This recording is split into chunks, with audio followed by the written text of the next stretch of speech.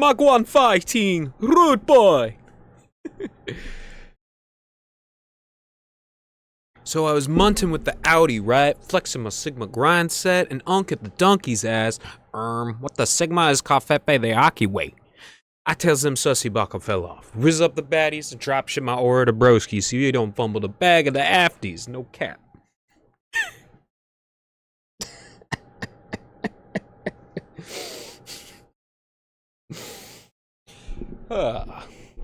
Delicious meal! My mom and I just collaborated on.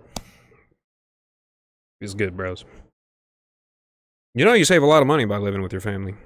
You don't have to pay for multiple rents and mortgages and all that crap. So, keep that in mind. It's not just, oh, I want to be close to home. You're saving a lot of money. You know what I'm saying?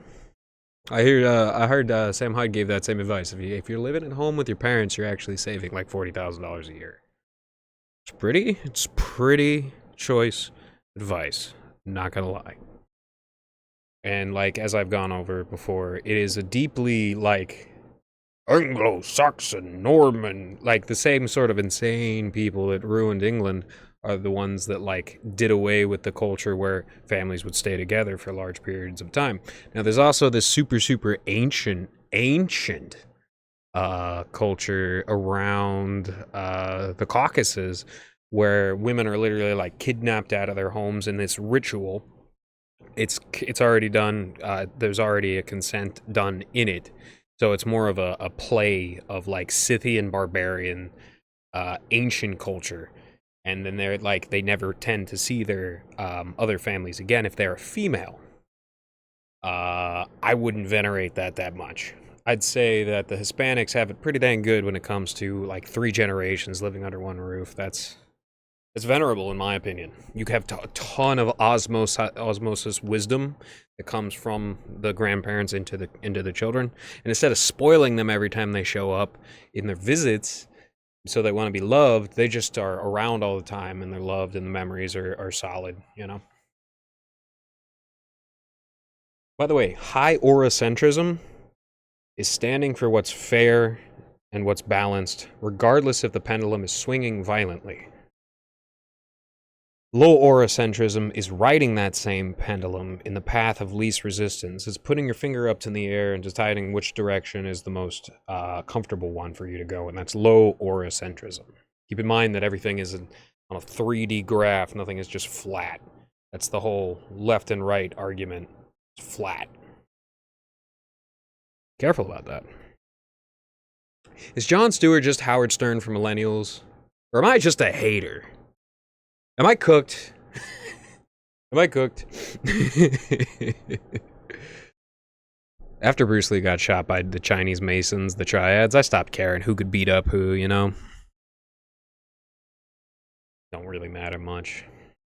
What matters is doing things the right way to ensure yourself a level of safety and, you know, decency in your life. Which, most importantly, not by going around people like the guy in Miami that shot 2 of his fellow Zionists, despite the fact that he thought that they were Palestinians, and then the 2 Zionists that got shot went on Twitter immediately and said that they're happy it happened because they're so like hateful of Palestinians and Arabs. You do not want to have that as your group. That's doing things so horribly wrong that everybody is now paranoid, and that paranoia tends to be outsourced. But there's also the whole, you know, Nazi, everybody in the inside stabbing me in the back attitude that it's miserable. It's miserable. You don't want to be like that. You want to live like that. You don't want to live around people like that. You are who you put yourself around. People like Dan Bongino and DeSantis really making me question if Italians have souls. Or do those two just put their brains in a blender and let rabbis put their souls in the phylacteries? At least Bongino looks like a halfway healthy human being. His head is enormous, but he looks like a halfway healthy human being. DeSantis looks like a deep sea fish pulled up way too fast.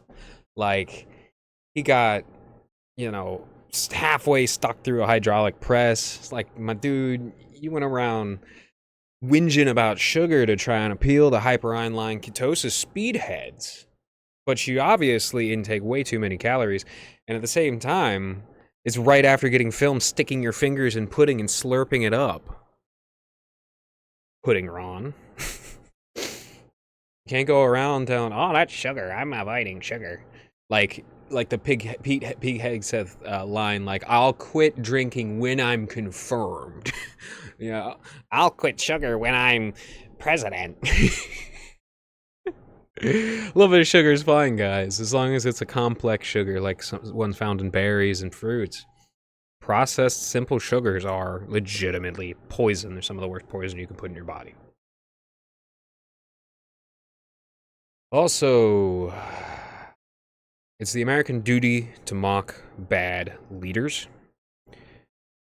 And a good refutation to a lot of the mythology that I espouse here is it doesn't matter how sweet smelling a home is, how gentle a husband is, or how beautiful a baby is. If a water corpse mercenary is holding one of Elon Musk's flamethrowers in the direction of said household, that's a big refutation to a lot of my logic. Times are indeed changing, but I encourage everybody to keep a healthy and bright heart, keep a good countenance, hide your pain, hide your trauma, provide the most sort of balance and foundation for other people as you can, and it will come back to you. It will come back to you. You breathe good in the universe, it will come back to you. I promise. I promise you. I promise you. Like, the benefits are reaped almost immediately when you're doing good things, but they also accrue over time.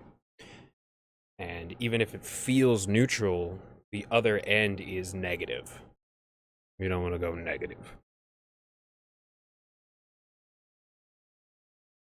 Ultimately, the dynamic that I'm scrying from recent White House interactions is that Grandpa's getting scammed by the head manager of an H-1B visa call center for the country, like for our entire country's inheritance. Saying you're saving billions a day is just an excuse to reappropriate that ghost money into new spending bills, increasing the deficit by trillions of dollars. Thomas Massey was just talking about this. It's just like back in the day, we'd cut taxes with the idea that we'd also lower the amount of spending. This recent bill cuts a tremendous amount of taxes, increases spending. That means the deficit is going to absolutely explode. And I'm not much of a deficit hawk. I don't think that the worst thing in the country that could ever possibly happen is the deficit increasing, which is kind of a Tea Party argument. I have family who are in the Tea Party, but I wasn't even involved in politics at that time. I wasn't even looking at it. But there's balance is my core principle, and it seems very unbalanced. What's coming down the pipe? Still, it's all right. As I said, keep a good attitude. Pray about it. Give it to God. Give up your suffering. Let it burn, and let the smoke of a more focused mind. Let the fire of a focused mind burn up the smoke of stress and give it to God in the sacrifice. That's what I was trying to remember. It's a good methodology to exercise.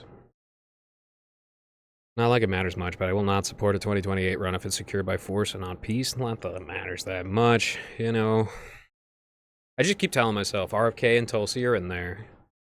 It's not like our government isn't already rotten, and I've really wanted those two in our government to help fix stuff. I've wanted it for a long time. I was so excited about it around the turn of the year. And, just keep on holding out hope that slowly good will triumph over the intense blitzkrieg of evil. Just hold out hope.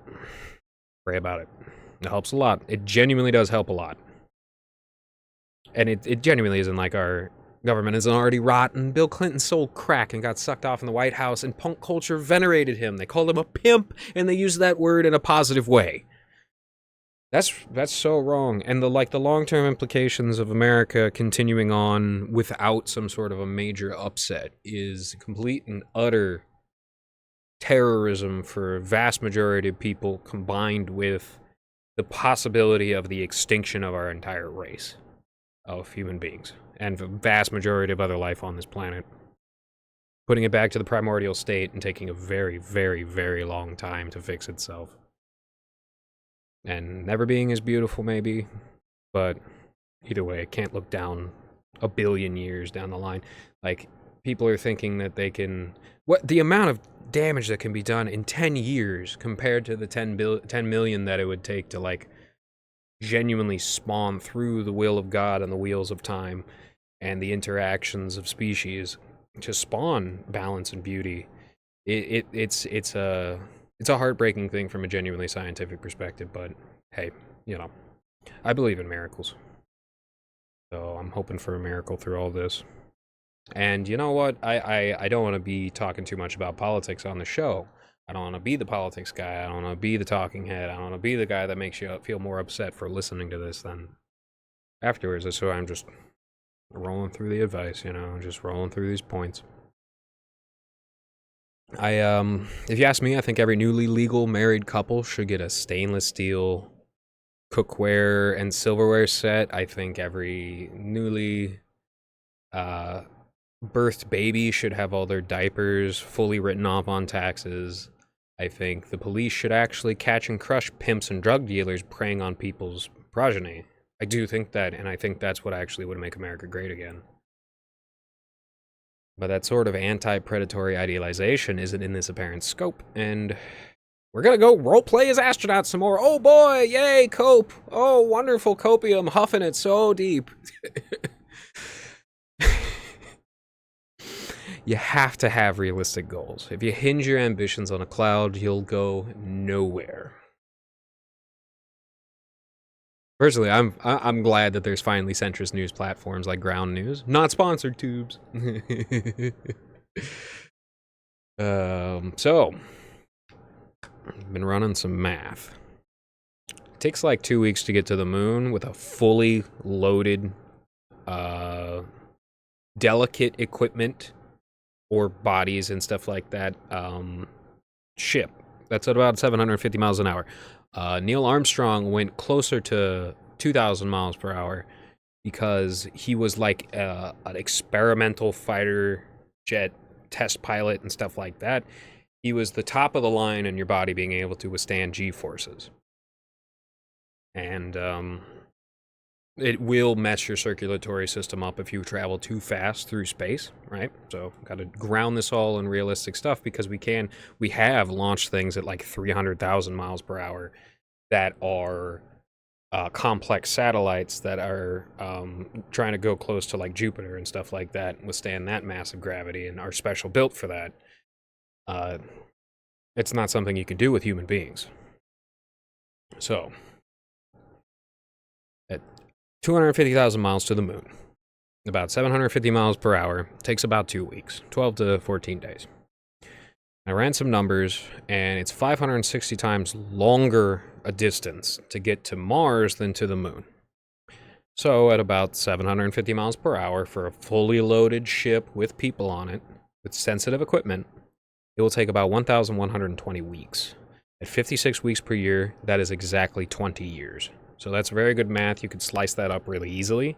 So you say go 1,500 miles per hour, kind of getting to the limits of what the average person can handle, and maybe take less important equipment that is less sensitive. 10 years. 10 years for a one-way trip to Mars, right? I don't think we're going to Mars. And if you're keeping up with this, the person who says he's going to take us to Mars already passed his, date, already passed his, well, I'll get us to Mars by 2020. I'll get us to Mars by 2018. I'll get us to Mars by 2022. He's already passed those benchmarks. Well exceeded his time frame with zero things to what we're doing when we're actually going to the moon, we're going to the moon with Blue Origin rockets and we're going to the moon with NASA stuff. What SpaceX has done the entire time is just launch satellites into space that fry up in the incredible coronal mass ejection storms that we've been experiencing recently at our solar maximum, which this year is going to be the maximum, the peak year of, and then it's going to start going back down again. Last year we experienced that, the incredible intensity, so for the next 2 or 3 years it's going to be very, very hot because of the sun. That's one of the things people have to bench their understandings in to understand why certain metrics look like they're getting hotter. But ecosystem disintegration is real, as opposed to climate change as a carbon-based existence-based, productivity-based limiter. No, you have to look at ecosystem disintegration and what that causes, and what everybody knows is going to end up being water wars and all-out destruction and horrors and nightmares for absolutely everybody on the planet. If we allow the ecosystem to disintegrate, if we allow more and more people to gain more and more power and money and control over things who want and or don't view ecosystem disintegration as a major barrier towards any project or goal that they have in the future. It's as simple as that. And what they used in Warhammer 40k was warp jumps, right? So they would basically open up a rip in real space, go into the Immaterium, travel through that in a horrifying experience that required like psychic shields, and then go on the other side. And if your psychic shield breaks down, you become food for like warp demons. It's a really interesting little fantasy bit that they use to describe that. But most people like Star Wars, which Warhammer 40k was heavily based on, and Dune, which Star Wars was based on, use people who are on Spice navigators to be able to detect extremely fast-moving slip jump sort of things, and with Star Wars and slip jumps, and they used warp levels in Star Trek. It's never just like a simple, we're going to go very, very fast thing. They tend to activate some form of like gravity distorting machine in a lot of these science fictions where space travel through mass distances is an option. And the real thing that you're seeing with the Musk brand of space travel is put all their money into trying to make a Neuralink, try to put people's consciousness into the robot, perfect that technology so that we can live forever as Archons, Titans on the planet, and then enable space travel through that sort of like limitless time. It's very Antichrist core, that sort of will turn people into workers for all eternity sort of mindset. But ultimately trying to live forever is also a deal with the devil, and the mark of the beast ultimately is more akin to putting your consciousness inside of a chip as opposed to any sort of like indelible physical mark. Oh, that's the rant on that. Lionel Johnson, Primarch of the Emperor's First Legion, reminds me of my dad when I was growing up. He looks a lot similar, and he has a very similar sort of countenance about him. I think that's kind of cool. Good news! My neighbor's slowly becoming a native. I haven't found trash in my yard for a while. He's listening to good music, and he started to lean towards Chevy instead of Dodge. Good for him! Awesome. Very happy to see it. We love to see it. I'm going to tender some sterling advice before I end this stream. You do not have to mind the political minutes. The best political advice I was ever given was just grill about it, man. Just turn off the politics. Stay positive. The real, substantive, impactful political decisions will find you. You do not have to hunt down every single little bit of political knowledge that you can get your little hands on. You'll never be able to fit it in your brain. It'll only torment you, and you'll find out, oh, it's going from here to there to here to there to here to there. And the long track of things is more like as Obama said, the long arc of history, or whatever the heck. It's an old term. It's an old literary term. But it does tend to arc slowly. Well, as if you check the minutes, it's all over the place, and it will confound you. So don't become confounded, my friends. Stay focused. All right, y'all. See you later. Cheers.